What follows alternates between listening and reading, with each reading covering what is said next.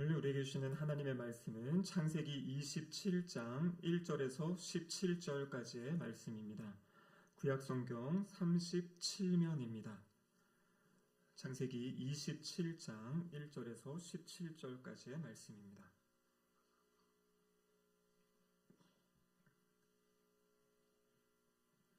하나님의 말씀을 저와 한 절씩 교독하도록 하시겠습니다.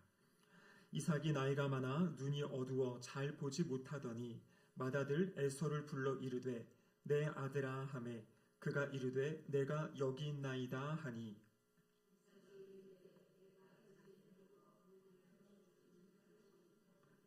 그런즉 내 기구 곧 화살통과 활을 가지고 들어가서 나를 위하여 사냥하여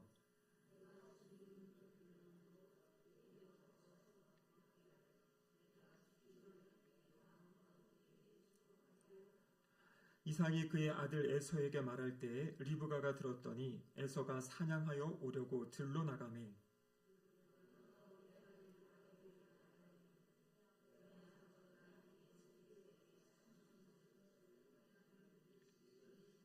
나를 위하여 사냥하여 가져다가 별미를 만들어 내가 먹게 하여 죽기 전에 여호와 앞에서 내게 축복하게 하라 하셨으니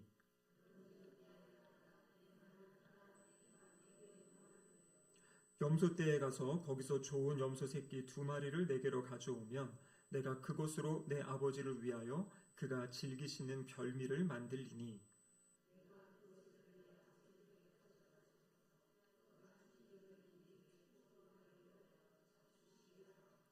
야곱이 그 어머니 리브가에게 이르되 내 형 에서는 털이 많은 사람이요 나는 매끈매끈한 사람인즉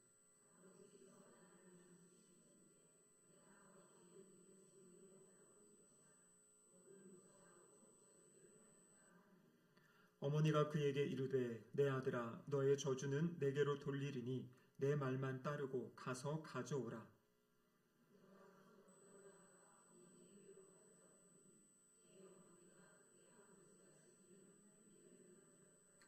리브가가 집 안 자기에게 있는 그의 맏아들 에서의 좋은 의복을 가져다가 그의 작은 아들 야곱에게 입히고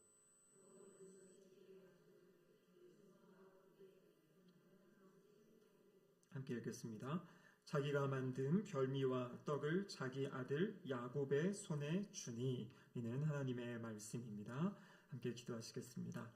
사랑하는 아버지 감사드립니다. 3일 저녁 저희들을 주님 앞으로 불러주시고 하나님께 함께 예배드리며 또 하나님 말씀 들을 수 있는 은혜 주심에 감사드립니다. 성령 하나님 이곳 가운데 친히 임재하여 주셔서 저희의 마음밭이 좋은 밭 되게 하시고 하나님의 말씀이 온전히 심겨지고 열매 맺고 결실하는 은혜의 시간, 능력의 시간 될 수 있도록 성령님 붙잡아 주시옵소서. 설교자 입술을 주장하시사 하나님의 말씀을 온전히 밝히 드러낼 수 있는 은혜의 시간 되게 하여 주시옵소서. 예수님의 이름으로 기도드립니다. 아멘. 한 주간 잘 보내셨습니까? 어떻게 요즘에 성경 읽기 열심히 하고 계십니까? 요즘에 성경 읽기도 열심히 하시고 또 예수제자 훈련도 열심히 하고 계신 것 같고요. 어떻게 큐티는 좀 어떻게 하고 계십니까? 큐티하는 것이 좀 쉽진 않죠. 그래도 날마다 짧은 시간이어도 괜찮습니다. 하나님의 말씀을 읽고 묵상하고 기도하는 시간 통해서 주님과의 아름다운 만남의 시간 가지시기를 축복합니다. 여러분 혹시 이 퍼즐 맞추기 해보신 적 있습니까? 아마 우리 손주들 키우시는 분들은 또 많이 하셨을 텐데요. 요즘 아이들은요, 이 퍼즐을 좋아하는 것 같아요. 그래서 아이들 키우다 보면 이 퍼즐도 종류별로 처음에는 크기가 큰 퍼즐이고 점점 작은 퍼즐로 올라가는 것 같습니다. 저희 집에도 이 퍼즐을 좋아하는 사람들이 있어가지고요. 2명 있습니다. 그래서 최근에도 보면은 이렇게 커다란 퍼즐을 사다가 이렇게 하고 있는데 사실 저는 보면은 답답하기도 하고 왜 저걸 하고 앉아있지라는 생각이 드는데 그들에게는 아주 행복한 시간이라고 합니다. 여러분 퍼즐을 보면은요 처음에는 조각들만 보면은 이게 어떠한 모양일지 이제 알 수가 없죠. 근데 이제 하나하나 맞추다 보면 이 전체 그림이 보여집니다. 근데 하나님 나라를 이렇게 퍼즐에 비유하는 경우가 많아요. 하나님께서는 커다란 그림을 가지고 계시고요. 그 하나님 나라를 세워가고 계시는데요. 그 하나님 나라를 세워가기 위해 여기 있는 저와 우리 성도님 한 분 한 분을 하나님이 사용하셔가지고요. 각자의 위치. 그러면 퍼즐을 보면 이 모양도 다 다르고 거기에 새겨진 그림도 다 다르거든요. 그러니까 각자에게 하나님이 주신 것이 있고요. 각자의 자리에서 하나님의 뜻에 순종하며 나아갈 때 하나님의 전체적인 이 퍼즐이 맞춰지는 어떤 그런 그림을 보여주게 됩니다. 근데 여러분, 때로는요, 이 퍼즐이 온전하지 못한 퍼즐이 있을 수도 있고요. 부족한 그런 모습이 있지만 하나님은 그 모든 것을 사용하셔가지고 하나님 나라를 세워가신다라는 것입니다. 오늘 우리가 살펴볼 이 내용의 제목은 하나님의 역기능적 언약 가정. 이 말이 좀 어려운데요. 역기능적이라는 것은 무엇이냐면 깨어진, 그러니까 연약하고 부족한 그러한 가정의 이야기를 이야기하고 있습니다. 신학적 주제를 같이 한번 읽어보시겠습니다.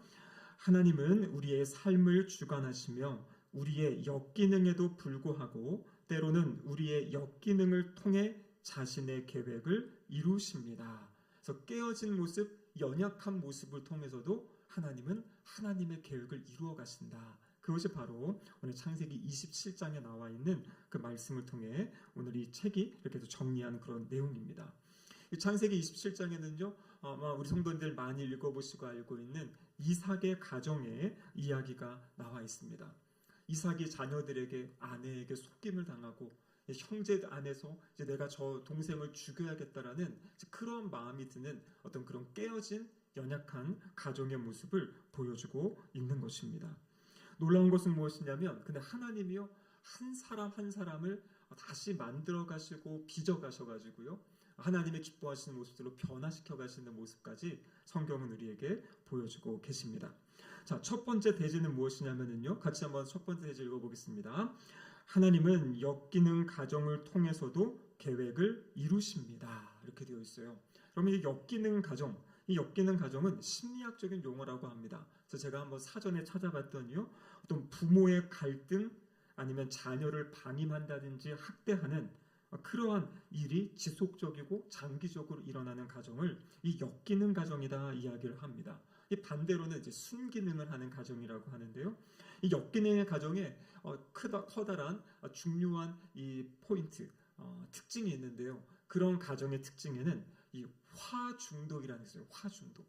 이건 무슨 말이냐면 자신의 감정이나 어떤 육체적인 고통을 참지 못하고 끊임없이 화를 내는 것이에요. 그러니까 어떤 분들은 저분이 성격이 그러라고 하는데, 이걸 심리학적으로 보면 이 화에 중독된 모습. 그래서 무엇인가 자기를 어렵게 하고 힘들게 하면 계속 막 화를 내고 뭐 아내에게나 남편에게나 자녀들에게나 이렇게 그런 모습. 이런 가정은 이제 어려운 거죠. 자녀들이나 함께 사는 분들이요. 이것과 함께, 이 화와 함께 이제 언어적인 학대. 사실 이것이 우리 안에 어떤 육체적인 신체적 학대보다 더 크게 나타나는 겁니다. 우리 자녀들을 향해 가지고 너를 괜히 낳은 것 같다라 그러든지, 너 때문에 내가 못 살겠다라든지 이런 말들이 있지 않습니까? 저기 좀 나가라, 뭐 이런 얘기들이나, 이런 것들이 이루어지는 가정이, 이 진행되는 가정이 이제 역기능의 가정이다, 이렇게 이제 이야기를 합니다. 근데 이 역기능의 모습이요, 가정의 규칙에서도 나타난다 그래요.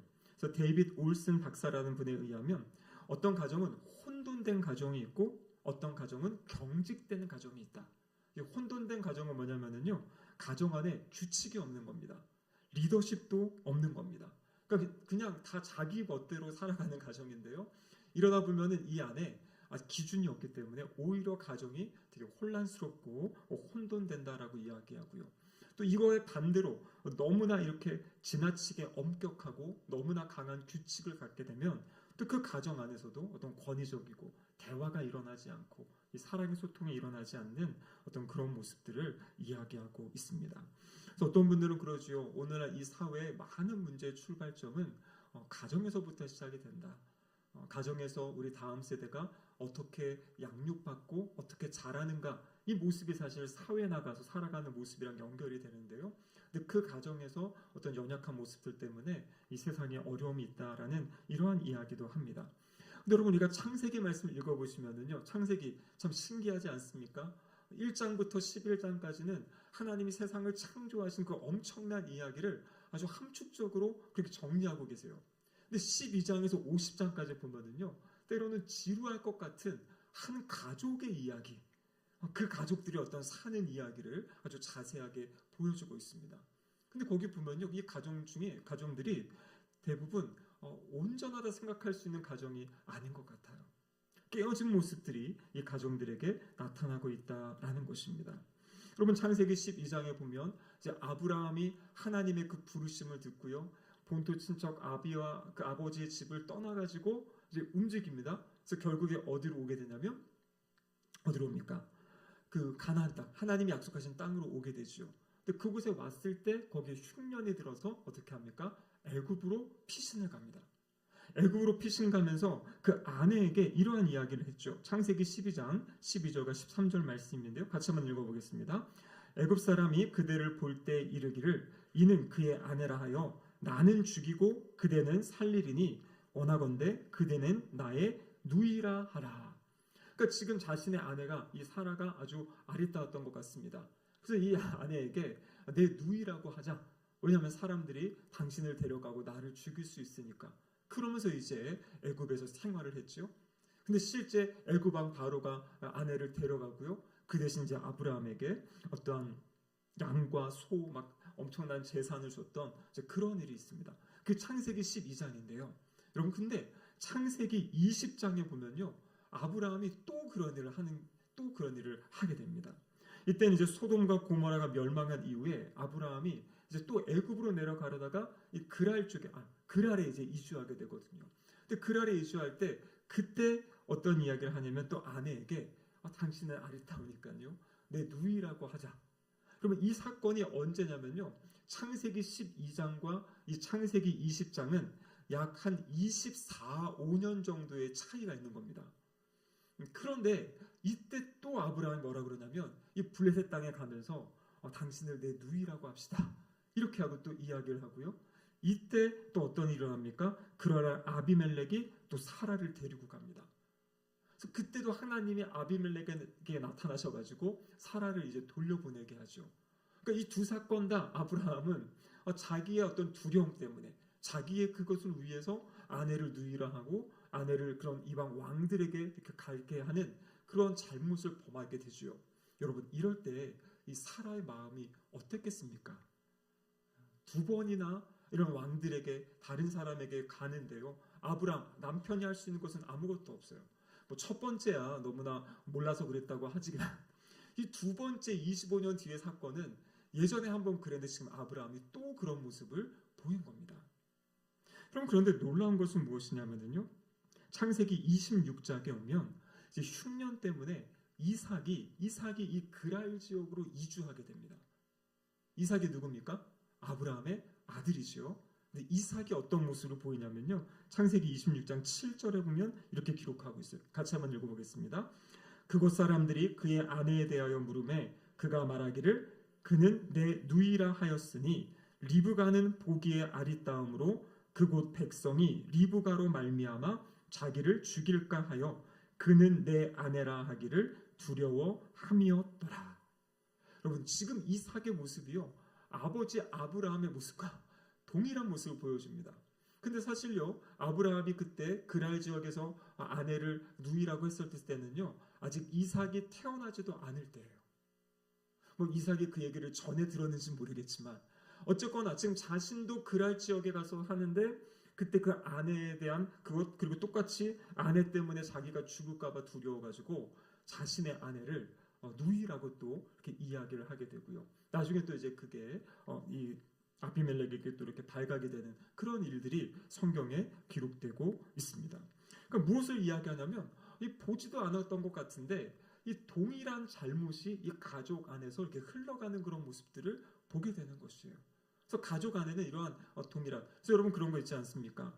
학대당하고 자란 어떤 그 사람이 나중에 보면 또 자기의 자녀를 학대하는, 그것이 연결되어지고 이어지는 그런 안타까운 모습을 보여주고 있는 것이죠. 자, 이제 오늘 27장에 보면요, 이 이삭의 가족의 이 깨어진 모습이 나타납니다.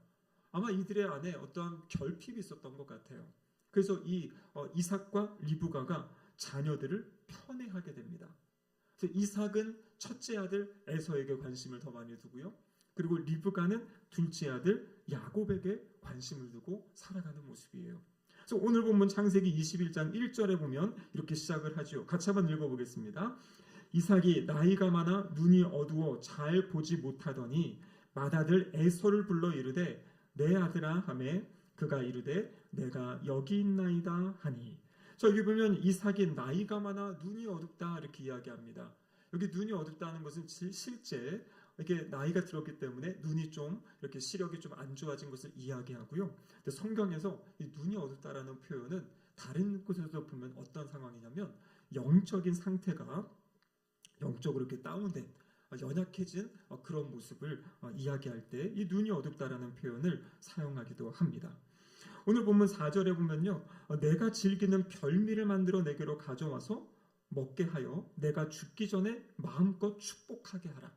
지금 아들을 부른 이유가 내가 이제 죽을 때가 된 것 같은데 내가 마지막으로 나의 아들에게 하나님의 그 복을 빌어줘야겠다. 이 생각을 가지고 지금 이삭이 에서를 이제 부른 겁니다. 근데 여러분 지금 무슨 이야기를 합니까? 에서를 불러다가 나를 위하여 별미, 아주 맛있는 음식을 좀 가지고 와라. 그럼 내가 그것을 먹고 너를 축복해 주겠다. 이렇게 이야기를 하고 있는 것입니다. 여러분 그런데요. 이삭은요. 리브가가 하나님으로부터 들었던 그 음성, 그것을 분명히 알고 있었을 거예요. 그 음성이 너무나 놀라운 음성이었으니까요. 어떤 내용이냐면요. 창세기 25장 23절에 보면요. 같이 한번 읽어보겠습니다. 여호와께서 그에게 이르시되 두 국민이 내 태중에 있구나.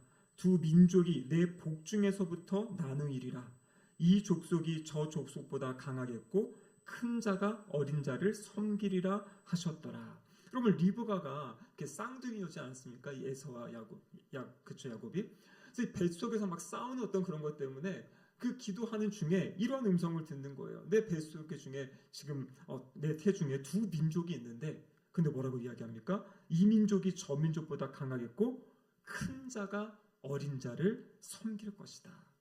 큰 자가 어린 자를 섬길 것이다. 그러면 이것이 바로 하나님이 이 이삭과 리브가에게 말씀하신 하나님의 어떤 구속사적인 어떤 계획이고 경륜이었습니다. 그런데 지금요, 이삭이 어떻게 하고 있는 겁니까? 하나님이 주신 말씀은 큰 자가 작은 자를 섬길 거라고 하는데 지금 이삭은 자기의 생각대로 지금 이제 민족들이 해오던 대로 큰 아들에게 무엇인가 복을 빌어주고 큰 아들을 통해서 어떤 일을 하고 싶은 그러한 모습이 지금 이삭에게 나타나고 있는 것입니다. 하나님의 뜻을 따른다면 둘째 아들을 복줘야 됩니다. 그런데 지금 하나님의 뜻이 아니라 자기의 생각대로 그리고 지금 무엇을 요구합니까? 또 큰 아들에게 이 별미를 요구하죠. 여러분 예전에 이 에서가 야곱에게 무엇을 가지고 저 장자의 권리를 넘겼습니까? 팥죽 한 그릇, 그거 먹고서 장자의 권리를 넘겼잖아요. 마치 지금 이 이삭도 동일한 거예요. 맛있는 별미 가져오면 내가 너를 축복해 줄게. 이게 지금 아버지와 아들의 모습이 이렇게 교차해서 보여지는 어떤 그런 모습도 오늘 본문을 통해 읽을 수 있습니다. 지금 이삭은요, 하나님이 말씀하신 것이 있음에도 불구하고 자기의 뜻대로, 자기의 계획대로 큰 아들을 더 세우려 하는 그런 모습을 오늘 본문이 보여주고 있습니다. 여러분 이에 반한 리브가의 모습을 보면은요, 어떻게 됐는지 리브가가 이 아버지와 에서의 대화를 듣게 됩니다. 그리고 어떻게 합니까? 자기의 둘째 아들 야곱을 불러다가 아버지를 속일 계획을 세우는 거예요. 이게 지금 이제 리브가가 야곱을 더 좋아해서 편애했기 때문에 그럴 수도 있고요. 아니면 리브가는 나름대로 그때 뱃속에 있을 때 하나님이 주셨던 그 음성, 큰 자가 작은 자를 섬길 것이다. 작은 자를 높이시겠다는 어떤 그 하나님의 그 약속의 말씀 때문인지 그런 그 정확한 이유는 알 수는 없습니다. 근데 중요한 것은 무엇이냐면 지금 자신의 남편과 자신의 큰 아들을 속여서 무엇인가 자기가 원하는 것을 얻어내려고 한 것이에요. 놀랍지 않습니까? 이게 어떤 직장에서 회사에서 그렇게 싸운 것이 아니라 한 가족 안에서 이런 일들이 일어나는 거예요. 부부의 마음이 이게 지금 깨어져 있는 모습이죠. 서로 각기 다른 아들에게 다른 아들에 관심을 두고 그것을 이제 속이는 어떤 그런 모습들. 여러분 그렇다면 이때 이 리브가가 해야 될 역할이 무엇이었겠습니까? 첫 번째로 리브가 해야 될 것은요, 이삭에게 가서 이야기를 했어야 되는 거잖아요. 그 이야기를 들었으면 하나님이 우리에게 말씀하지 않았냐? 하나님의 뜻이 이건데 왜 지금 이 잘못된 길을 가려 하냐? 그래서 이삭에게 이것을 이야기하면서 둘째 아들과 관련된 이 일들을 해야 되는 거죠. 그런 이야기를 할 수 있었어야 되는 건데 모르겠습니다. 이 권위적인 것이 이야기할 수 없는 상황이었는지 아니면 그 관계가 그 정도까지 친밀하지 못했던 건지는 모르겠지만요. 사실 아내는 이 남편의 돕는 배필로 주셨잖아요. 돕는다는 것이 무엇입니까? 하나님의 뜻을 같이 알아가고 또 하나님의 뜻 가운데 같이 걸어가는 것이 이 부부의 아름다운 그 모습인데 이 가정은 이제 그러한 모습이 없었다라는 것이요. 그리고 또 한 가지는 그것에 멈춘 것이 아니라 거짓된 방법, 그것도 아주 적극적으로 거짓된 방법을 통해서. 근데 지금 무엇 때문에 그런 겁니까? 기도받기 위해서. 기도받기 위해서 지금 남편을 속이는.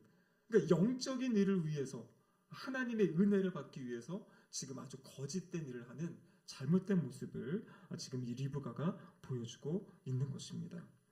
여러분 이 뒤에 보면요, 이제 이삭이 속아가지고 자기 둘째 아들 야곱에게 모든 복을 다 빌어줍니다. 그리고 나중에 이제 진짜 에서가 다 오게 됐을 때 에서와 대화하다가 야곱이 아주 떨려요. 그 이야기가 오늘 본문 33절에 나와 있는데요. 같이 한번 읽어보겠습니다. 이삭이 심히 크게 떨며 이르되 그러면 사냥한 고기를 내게 가져온 자가 누구냐? 내가 오기 전에 내가 다 먹고 그를 위하여 축복하였은즉 그가 반드시 복을 받을 것이니라. 지금 이제 심히 크게 떠는 것입니다. 아마 이때 이삭이 무엇인가 좀 깨달았을지도 몰라요. 자기는 자기의 뜻대로 첫째 아들에게 뭔가 복을 빌어주고 하려고 했는데 하나님의 계획대로 돌이켜보니까 둘째 아들에게 그 복을 빌어주게 되는 어떤 그러한 일들이 지금 일어나게 된 것이죠. 자신의 의지로 하나님의 뜻을 바꿀 수 있는 것처럼 생각했지만 결국에는 하나님께서 이 사람의 어떤 속임 당하는 통해서도 하나님의 뜻을 이루어가는, 계획을 이루어가는 어떤 그런 모습을 오늘 본문이 보여주고 있습니다.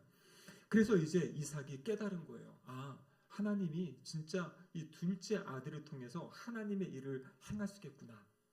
그래서 이삭의 태도가 바뀌게 됩니다. 처음에는 속아서 야곱을 축복해 줬는데요. 이제 야곱이 이제 에서가 야곱을 죽이려고 하니까 또 엄마가 자기의 외갓집으로 그 친정으로 이제 도망을 보냅니다. 밧단아람으로 도망 보내는데요. 도망가기 전에 이삭이 야곱을 불러다가 다시 기도를 해줘요. 이건 이제 야곱이라는 것을 정확히 알고 하나님 약속의 말씀을 생각하면서 기도합니다. 그 기도의 내용이 창세기 28장 3절과 4절인데요. 같이 한번 읽어보겠습니다. 전능하신 하나님이 내게 복을 주시어 내가 생육하고 번성하게 하여 내가 여러 족속을 이루게 하시고 아브라함에게 허락하신 복을 내게 주시되 너와 함께 내 자손에게도 주사 하나님이 아브라함에게 주신 땅 곧 내가 거류하는 땅을 내가 차지하게 하시기를 원하노라. 아멘. 여러분 여기에서 제대로 된 복을 빌어주는 겁니다.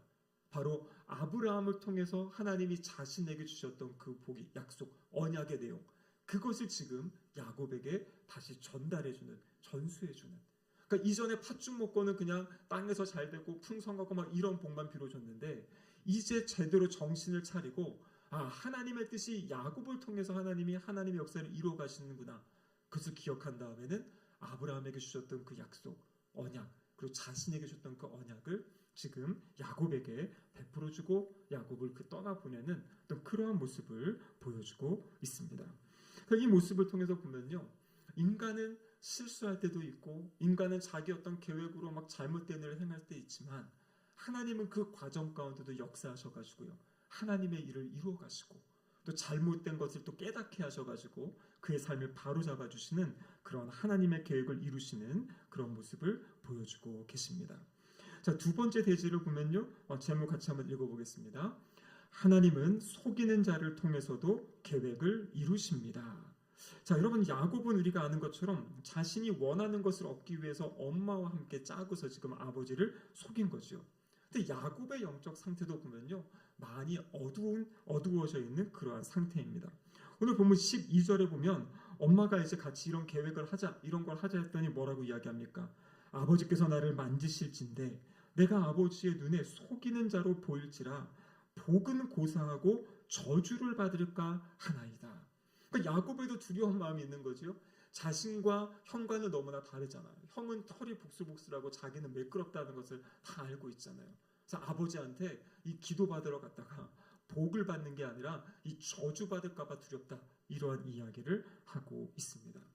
여러분, 그런데요, 지금 이 야곱은요, 눈에 보이는 아버지만 보고 있는 거예요. 어떻습니까? 그 모든 상황을 보고 계시는 하나님은 의식하지 못하는 거예요. 하나님이 내가 지금 이러한 거짓된 일로 이러한 일을 할 때 하나님이 자신을 어떻게 보실지에 대한 그러한 의식은 없고, 그냥 눈에 보이는 아버지가 그걸 알고 나를 저주하면 어떡하나. 그러니까 영적으로 지금 많이 연약한 어떤 그런 모습을 보여주고 있는 겁니다. 이어지는 창세기 27장 19절에 보면요, 야곱이 아버지에게 이제 대답을 하는 거죠. 아버지에게 같이 읽어보겠습니다. 야곱이 아버지에게 대답하되 나는 아버지의 맏아들 에서루소이다.